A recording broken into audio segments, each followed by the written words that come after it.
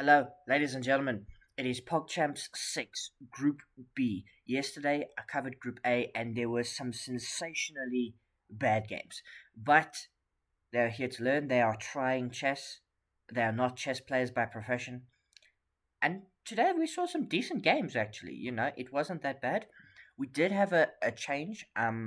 Michaela, whose name I can now pronounce, having done some research, she's no longer playing. She's dropped out, and I believe Sapnap has taken her place. So we did have that change in Group B, but there were some great games on display. So here's the first one I have for you: WolfeyVGC versus Hungrybox, and we had e4, e5, knight f3, and knight f6, a Petrov defense. Now typically the main line goes takes here, go back, takes d4, d5. This is typically the main line of the Petrov defense, but you don't get that. Instead, we get knight to c3, just developing the knights, and now knight to c6. So we have transitioned into a 4 knights. But we get d4, and now, very strange move, d5, which is still 100% fine. White does have slight advantage, most of it coming from knight takes e5. You can still also play bishop to g, not bishop b5, bishop to g5. So these two moves are on the cards. But we get d4. Sorry, we get d takes e5, d takes e4, which is a mistake for one move only. And that's if you take the queen. Queen takes d8, king takes d8, and now we take the knight, and they capture back. You capture sequence here. You have to take this. You have to take this. You have to take the knight. We don't. Hungrybox only 216. WolfeyVGC 1300. Incredible. Like, he's 1300. He knows what's cooking. So we get g takes f6. The knight takes. The bishop comes out with check. We block. Look at this. We attack. Well, I just grab that. You can grab that. Long castles with check. King e8. We drop the bishop back. We push a pawn. And we take here. I think it's probably more accurate to either play rook e1 or to just take this with the pin. But we take over there. The rook moves out the way. We take now with another pin. Kick out the bishop. Bishop drops back, which is strange, because you can just play bishop takes c6. It's mate in 3, because we would have bishop takes c6 and then rook e1. And it's mate. The only move you have left is bishop to e4 and this. So there was mates on the board after 15 moves, but we have bishop to a4. Rook g8. Now rook he1. Rook takes g2. We take with check. King moves out the way. We take the rook. And we drop in 19 move demolition by WolfeyVGC, who defeats Hungrybox, who unfortunately does finish in last place and will be moving in to the consolation bracket. The next game I have for you is Stephen Nedoroscik, I think, and Filian. Okay, and we get e3, e5, d3, and I believe, yes, we get the cow opening. I think Filian was trained by Anna Kramling. This is her opening, the one she came up with. And you can see it's already better for black. But, black and white playing this system, particularly at this kind of level, like 800 versus an 1100, you'd probably favor the 1100 here. It's actually pretty solid. Go look at Tyler 1. Last year he played PogChamps, and he was not particularly good. He didn't stop grinding, and he continued to play the cow opening, and he's got up to like 1700, or I think it was 1700, playing the cow opening. So it's not that bad. It gives black advantage, but you need to find ways to actually play against it, and it's pretty tricky. So bishop to h6, bishop to e2, knight d7, short castles, knight f6. So far, so good. The players haven't done anything stupid in 8 moves. C4, d takes c4, d takes c4. Now we're inviting an exchange of queens, which we do get. Bishop to e6, attacking the pawn. Bishop d2, a6, rook ac1, rook ad8, and we move the bishop out the way. Now, the only way for black to maintain the equality of the game is to trade the rooks, which seems stupid. We get it. That's what we get. Rook takes, and now here you have to play rook e8, which is found. Incredible by the 1100, finding all the important moves in that sequence. The bishop had the knight under pressure. There was a trade of rooks, and there was the pin towards the rook. So all good stuff there. We take, and we put our knight in there. I don't understand this plan, because yes, that knight is protected. Oh, now I understand. It's if takes, back rank. That was the whole plan. We don't get that. We get an incredible move here. C6. It doesn't look incredible, but it allows the bishop to protect the back rank. But now if takes, you take like this, and you would get lift for your king. So we get knight takes f6, g takes f6, and rook d8 check, hanging the rook. We had a plan. The plan backfired. We spent a lot of time with hanging knight. And unfortunately, this game just went from bad to worse. Our bishop was under attack. We did defend it, but we sacked the rook, and we got to this endgame, which was always winning. And I'm just going to continue to press the forward arrow, as we even sacrificed the bishop, left the second bishop for sacrifice, as we just pushed all the pawns in the world, got a queen, brought the queen over, took the last remaining pawn, which is good, because that means as long as you give checks and you don't stalemate, you can't lose. So we even give up the bishop, but we get 2 queens, and Stephen Nedoroscik, lethal. You could stalemate here. If it was white to play, this would be stalemate, but black to play queen e, e1, mate. Unfortunately for Filian, she also struggled. She did beat Hungrybox though. Sorry, I'm hangry. I'm hungry and I'm angry.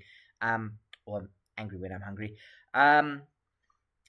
So she finished second from bottom. Stephen Nedoroscik would go on to be one of the top players in the group. Let's move on to game 3 that I have for you. Yeah, so the following game I have for you is very, very important.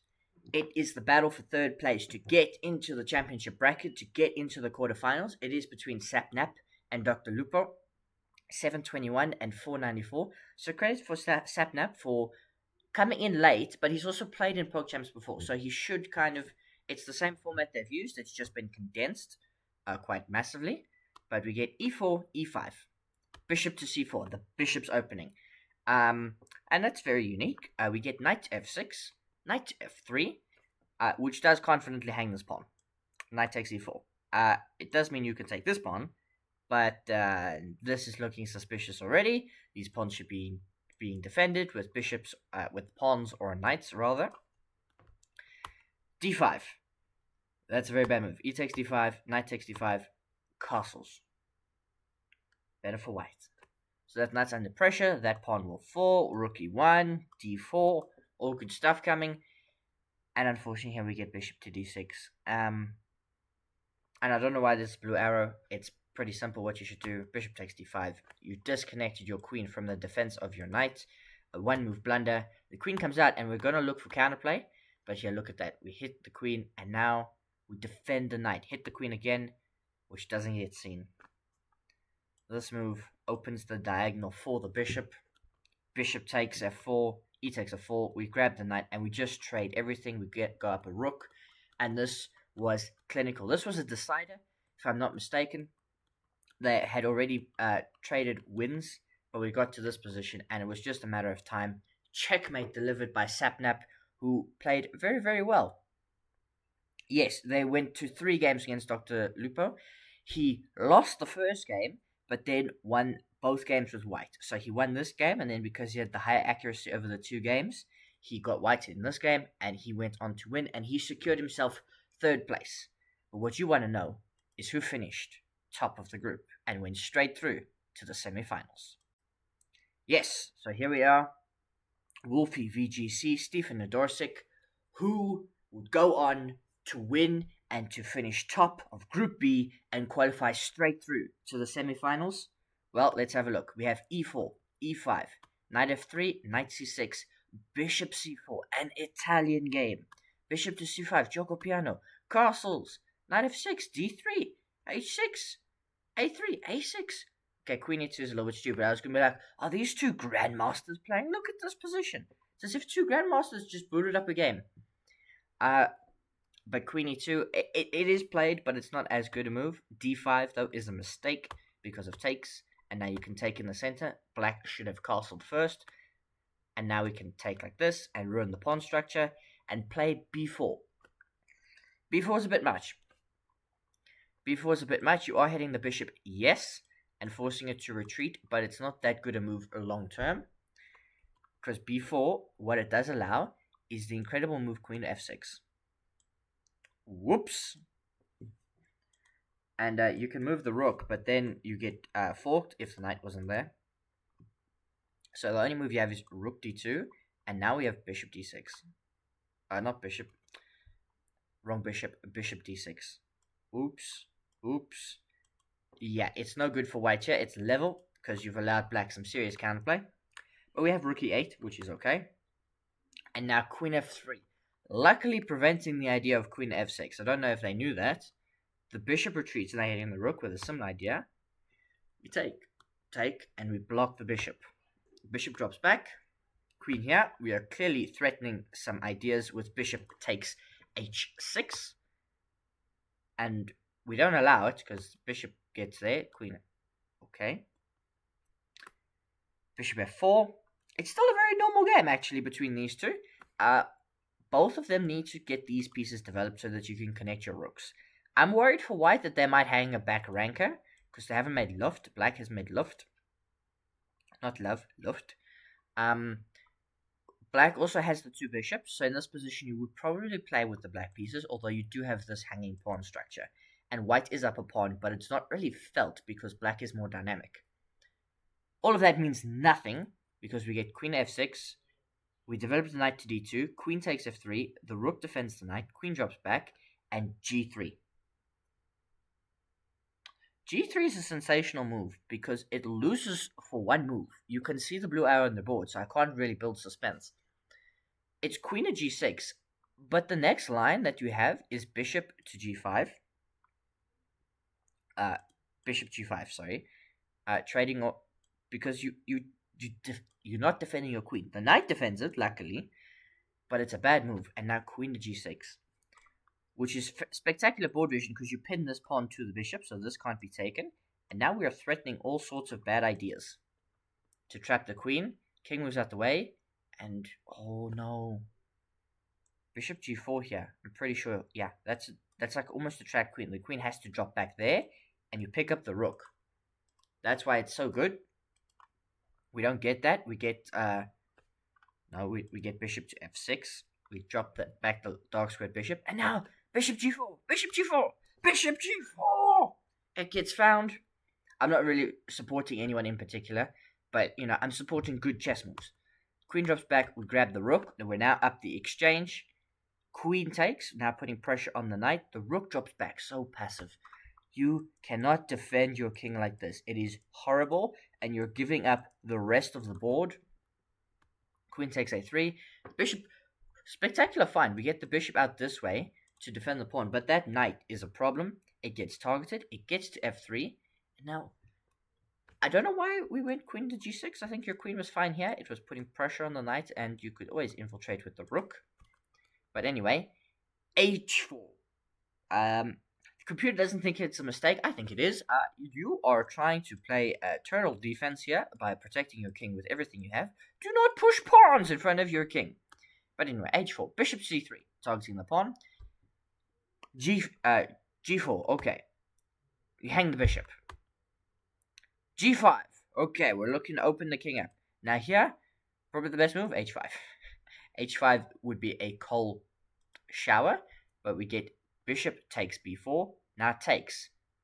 Queen h6, luckily you have that. The knight jumps forward, we grab another pawn with check, forcing the knight to block. How is this king not mated? But now you've got problems. You've got rooks coming in. Like this is a problem. This rook also coming down the file. You could also just move the rooks to the h-file. You've got an open h-file, and that is what we go for. We trade off the queens. The rook comes in. Check. Check, picking up the rook. And here, you can see on the board, Stephen Nedoroscik resigned. We don't see that much often in PogChamps. We don't see resignations. He's got a knight and a pawn left. How he would win this game is this pawn would promote to a queen. By magic, because this bishop is covering that square, he would bribe his opponent to promote that pawn and then checkmate with the queen. You cannot checkmate with a knight. Black in this position would just push the pawn, get a queen. use the rook and checkmate the white king. So we get a resignation. That means WolfeyVGC finishes top of Group B and advances straight through to the semi-finals. This was an absolute catastrophe, but it was very entertaining. PogChamps is always entertaining. I find it more entertaining than some classical chess tournaments. Like, this type of chess is far more entertaining than watching, no disrespect, Anish Giri making draw after draw in whatever tournament they are playing. So, this has its place in the chess world, whatever you might think of the quality of the chess. I think it's very entertaining. I think it's a great initiative. And, yeah, it's really fun. This was Group B. I'll see you for the quarterfinals.